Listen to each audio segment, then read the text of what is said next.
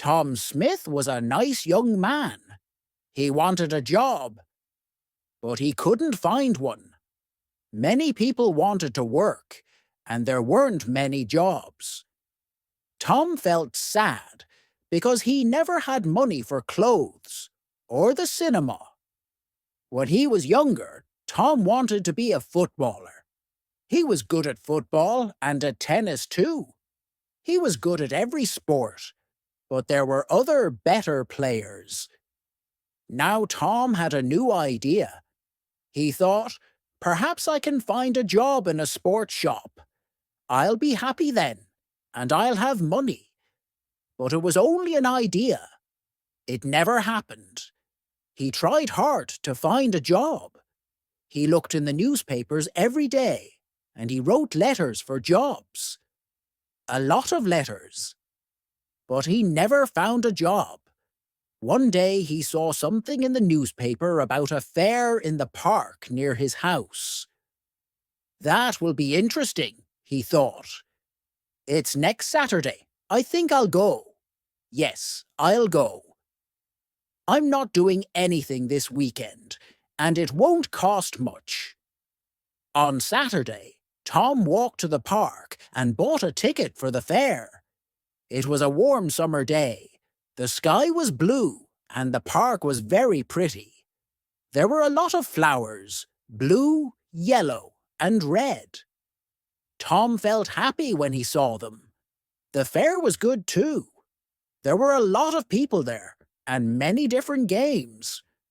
Tom played some games. He won a box of fruit and a book about sport. Then he bought an ice cream because he was hot and thirsty. I'm having a good day, he thought. He sat down and ate his ice cream. Now, what shall I do next? Suddenly he saw, in large letters, Madame Zelda knows the future. Do you want to know about your future? Come in and talk to Madame Zelda. Tom Smith thought very hard. Shall I go in? He thought. Why not? I'm not afraid of the future. Perhaps it will be interesting. Yes, I'll go in and have a conversation with Madame Zelda. So he went in. It was very dark inside. An old woman with grey hair and a kind face smiled at Tom. Hello, young man, she said. Sit down and I will tell you about your future. Tom sat down. The old woman looked at some cards on the table. Take 3 cards, she said. Tom took the cards and gave them to her. The woman looked at the cards for a long time. Then she spoke. She didn't smile now. Listen, she said. I have to tell you something very important. Do not go anywhere next Friday. Make a journey next Friday and you will never arrive. Something will happen on the way. Don't forget now, I can tell you nothing more. Be careful, young man. Tom left. The sun was very hot on his face. He had no more money, and he wanted to go home. I'm not afraid, he thought. I don't go on journeys. I won't go anywhere next Friday. Every day is the same to me. I haven't got a job, so I don't go anywhere. But on Thursday, Tom had a letter. It was an answer to one of his letters. There was a job in a town 30 kilometers away. It was in a sports shop. The boss wanted to meet Tom the next day. Tom felt very happy. I'll have to take a train there, he thought. I can't walk 30 kilometers. Suddenly he remembered the old woman at the fair, and he felt afraid. Do not go anywhere next Friday, she told him. But what can I do? Tom thought sadly. I can't lose this job. It's too important to me. I'll have to take the train tomorrow. And what can an old woman know about the future? Nothing. But he wasn't very happy about it, and he didn't sleep well that night. The next day was Friday, and Tom went to the station. He bought a ticket at the ticket office. The train arrived and he climbed on it. An old man sat down next to Tom. His face was intelligent under his white hair. He had a bad leg, and Tom felt sorry for him. The train left the station and went through the country.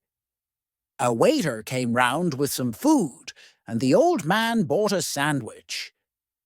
Then he smiled at Tom and said, "Are you thirsty? I've got some tea with me.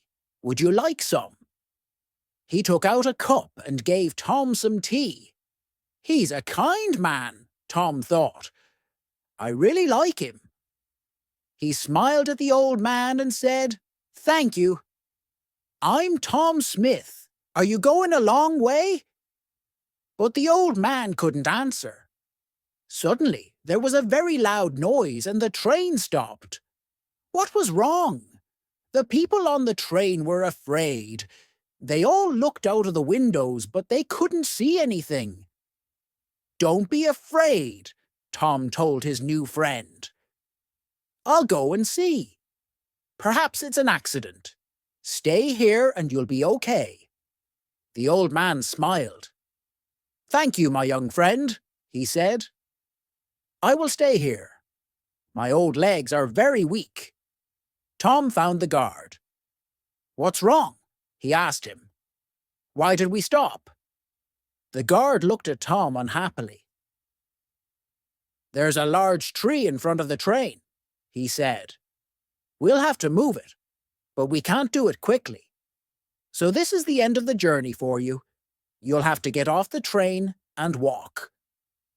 "Walk where?" Tom asked. The guard looked at a map. "There's a village near here. You can go there and perhaps find a restaurant or a cafe. I have to stay here with the train. I'm very sorry about your journey. But you'll get your money back." Tom thought, the money isn't important. I really wanted that job. And he felt very sad. Tom didn't say anything about the job to the old man. He helped his friend off the train and carried his case to the village. "Thank you very much," the old man said to Tom. "I know that my case is heavy. There's a computer in it, and there are a lot of papers." Tom smiled. "It's all right," he said. But inside, he was very sad. I was stupid, he thought. I didn't listen to the old woman, but she was right. I won't get that job now. The old man saw Tom's sad face and asked him, "What's wrong, my young friend?" So Tom told him the story about the job in the sports shop. Then a strange thing happened. The old man smiled, and then he laughed. Why did he laugh? Tom didn't know, and he felt a little angry. The old man was his friend. But this was a bad day for Tom. It wasn't funny. Tom couldn't speak or smile. The old man saw this, and he stopped laughing. Then he said, "Listen to me, Tom, and don't be sad. I'm a rich man. I've got a lot of shops in different towns, and they're all sports shops. I want an intelligent young man to work in my new shop. It's also my biggest shop. Will yon work for me? I think I know you now. You were very kind to me on the train. You're the right person for the job. What's your answer?" "This is wonderful," Tom said, with a happy smile. "This is the best day of my life, not the worst." The end.